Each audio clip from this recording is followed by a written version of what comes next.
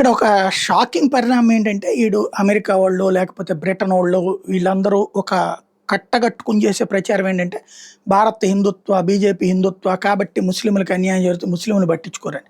నిన్న అతని పేరేంటి ముత్తకి, ఆ తాలిబాన్ల విదేశాంగ మంత్రి. అసలు దాన్ని దేశంగానే గుర్తించట్లేదు ప్రపంచం. వాళ్ళని పరిపాలకులుగాను గుర్తించట్లేదు. సరే మనం వాళ్ళని గుర్తించట్లేదు అధికారికంగా. కానీ వాళ్ళకి సాయం చేస్తూనే ఉన్నాం. ఎందుకయ్యా అంటే పాకిస్తాన్‌కి శత్రువు, మన శత్రువు శత్రుమిత్రుడు. వాస్తవంగా ఒకప్పుడు కాందహార్ విమానం హైజాక్ జరిగినప్పుడు భారతదేశం నుంచి తీవ్రవాదుల్ని, పాకిస్తాన్ తీవ్రవాదులను తప్పించడానికి తాలిబాన్లు ఆనాడు పాకిస్తాన్‌కి అండగా ఉండి మన విమానాన్ని అక్కడ ఉంచిన దాంట్లో మన సైన్యం అటాక్ చేయడానికి వెళ్తే తాలిబాన్లు అంగీకరించలేదు.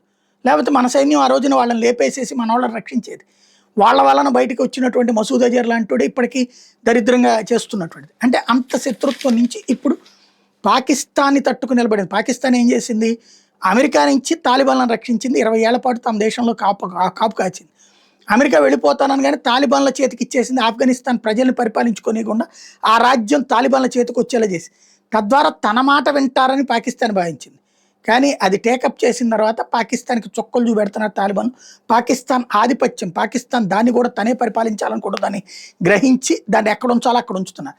ఈ దశలో భారత్ సాయం తీసుకుంటున్నారు. ఇది ఇక్కడ జరుగుతున్నట్లు. ఇప్పుడు అలాంటి తాలిబాన్లకు సంబంధించిన మంత్రి ముత్తకి వస్తే భారతదేశంలో ఘన స్వాగతం, టోపీలు పెట్టుకుని, తెల్ల పైజమా, తెల్ల కుర్తా వేసుకుని వందలు కాదు వేలాది మంది వచ్చారు. ఇప్పటికి కూడా ఆఫ్ఘనిస్తాన్ తాలిబాన్ మంత్రి చుట్టూతానే తిరుగుతున్నారు వాళ్ళందరూ. వందలు వేలాది మంది. అంటే ఈ దేశంలో ఎంత స్వేచ్ఛ ఉంది ముస్లింలకి. అట్ ద సేమ్ టైం వాడు ఉగ్రవాది.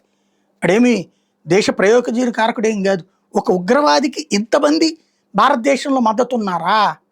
అది సందేహం.